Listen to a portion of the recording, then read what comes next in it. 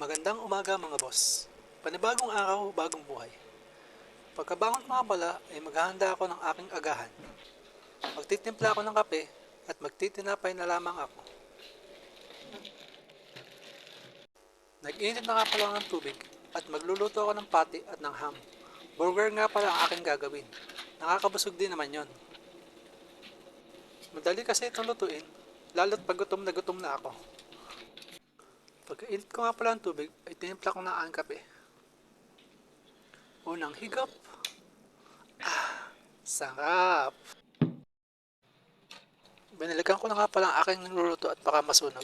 Pagkaluto ko nga to ay ginawa ko na aking burger. First bite. Solve ako dito.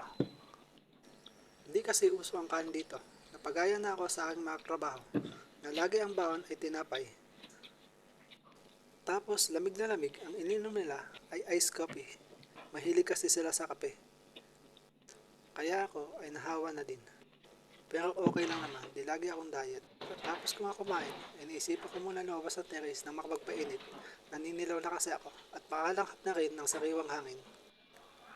Winter dito, pero kita niyo naman, ang sikat ng araw ay napakatindi. Nakakalungkot man na di ko kasama aking pamilya, pero kailangan tiisin. Para din naman sa kanila itong ginagawa ko. Pagkatapos ko nga palang magpainit, ay pumasok muna ako sa kwarto at humiga at nagmuni-muni. Di nga pala ako malabas ng bahay at matutulog na lang ako maghapon.